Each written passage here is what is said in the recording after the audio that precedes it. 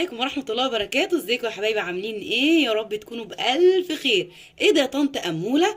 دي فطيرة البطاطس، فطاير بالبطاطس، حاجة كده في منتهى الجمال. شايفين حبايب طنط أمولة؟ ناشفة من بره وهشة وطرية من جوه ازاي. بسم الله الرحمن الرحيم. اللهم صل على النبي. يا تركاتك يا حركاتك يا طنط أمولة. فطاير بطاطس محشية بالجزر والزيتون والفلفل الأخضر، حاجة كده في منتهى الجمال. تنفع الأولاد في المدارس وفي اللانش بوكس وفي العزومات، وتنفع كمان في الرحلات. طبق شهي وشكله في منتهى الجمال. تعالوا بقى نشوف الحلاوة دي كلها اتعملت ازاي. يلا بينا نشوف المقادير والطريقة. تعالوا يا حبايبي نشوف المكونات مع بعض. المكونات زي ما انتم شايفين سهله جدا. انا معايا نص كيلو بطاطس متقطعه مكعبات قطع صغيره، غسلتها كويس وسلقتها بس كده. معايا كوبايه لبن، بيضايه واحده، معايا جزر مبشور وعليه فلفل رومي وحامي، طبعا ده اختياري لو حامي، وزيتون قطع صغيره، ومعايا 3 كوبايات دقيق او اكتر لو احتاجنا هنزود، وكوبايه لبن، ومعايا معلقه ملح، معلقه سكر، شعره فلفل اسود صغيره، ومعلقه خميره جافه. حلو الكلام، كلام جميل. هتعملي ايه بقى معانا يا طنط اموله؟ هناخد البطاطس المسلوقه بالشكل ده، نحطها في الخلاط بتاعنا، بسم الله الرحمن الرحيم، او في الكبه بالشكل ده كده، طبعا مسلوقه كويس. وهنزل عليهم بكوبايه اللبن، شايفين؟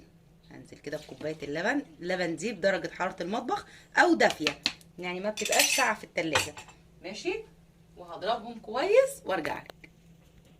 شايفين حبايب طنط اموله؟ انا ضربتهم في الخلاط كويس قوي، اداني القوام ده. دي البطاطس اللي حطيت عليها كوبايه اللبن، ضربتها في الخلاط كويس لحد ما نزلت معايا بالقوام ده. حلو الكلام، كلام جميل. هنعمل ايه دلوقتي بقى يا طنط اموله؟ هقول لكم هنعمل ايه. ننزل بس الكميه كلها كده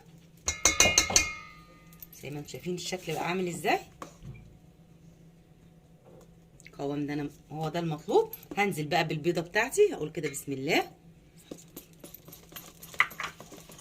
واقلب، وانزل كمان بالخميره والملح والفلفل الاسود والسكر، هقلب كويس بالشكل ده. وابتدي انزل بالدقيق حبه حبه لحد ما تديني عجينه متماسكه. انا معايا الدقيق وهنزل لغايه ما احس انها بقت عجينه معايا، يعني مش هرتبط بكميه، يعني ممكن 3 كوبايات تاخد كوبايتين لغايه ما ايه تلم معايا العجينه. اهو هنزل حبه حبه كده زي ما انتم شايفين واقلب بسم الله. ننزل تاني، لسه ما بقتش عجينه بالشكل ده، ادي كده كوبايتين. طب انا هفضل بقى انزل واقلب كده لحد ما تلم معايا واوريها لكم. زي ما انتم شايفين حبايبي كده وصلت انا كوبايتين ونص، حسيت انها ابتدت تلم معايا. هنزل بالخضروات بتاعتي زي ما انا قلت لكم، جزر مبشور وعليه فلفل رومي او حامي حسب الرغبه، وهنزل كمان بزيتون.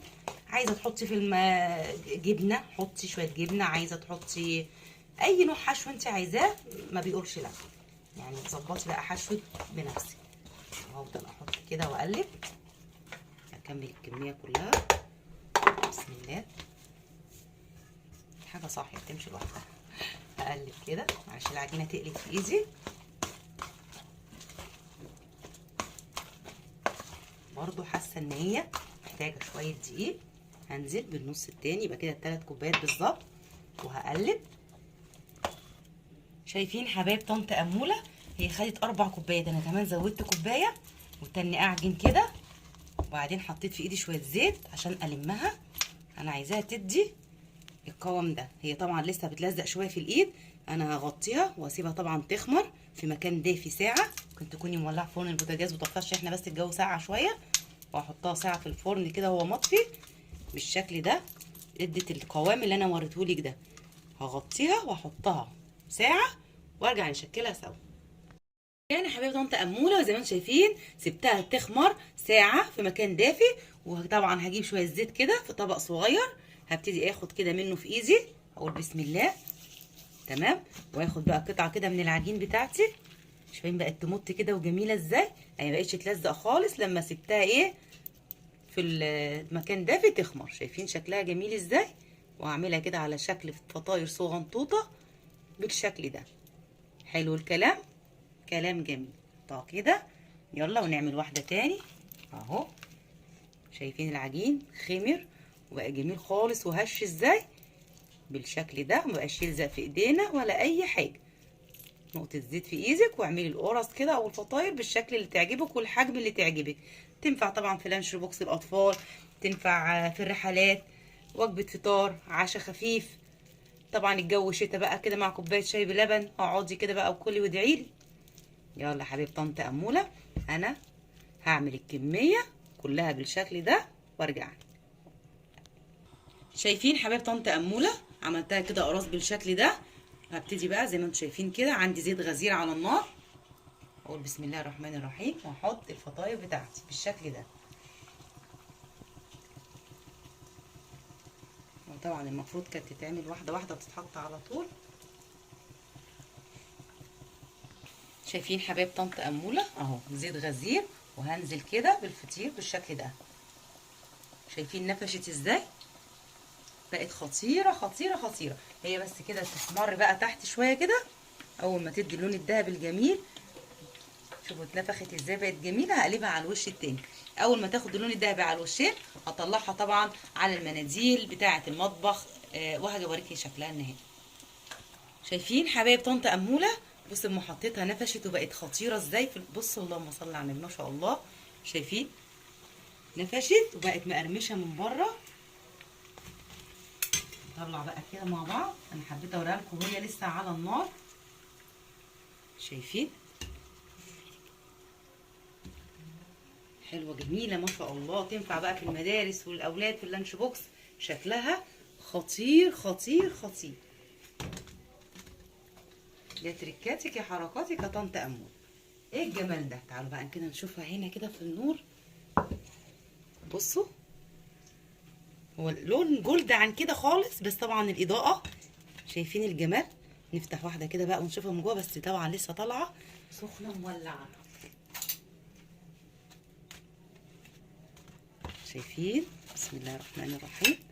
نقرمشها من بره وطريه ازاي من جوه. حطوا بقى فيها الحشو وزودوا الحشو اللي يعجبكم. ممكن تحطوا جبنه موتزاريلا كمان، ممكن تحطوا قطع سوسيس صغيره. حاجه بجد خطيره خطيره من الاخر. شايفين سامعين صوت القرمشه؟ نقرمشها من بره وطريه من جوه. يا ريت بقى لو طريقتي عجبتكم ما تنسوش تقولوا رايكم في الكومنتات. جربوها وقولوا رايكم يا حبيب طنط اموله في الشكل الخطير ده. ممكن نزوقها كده بشويه بقدونس او حاجه معانا. تحط في طبق التقديم كده. حاجه في منتهى الجمال. يا ريت بقى تجربوها وتقولوا رايكم في الكومنتات. والسلام عليكم ورحمه الله وبركاته.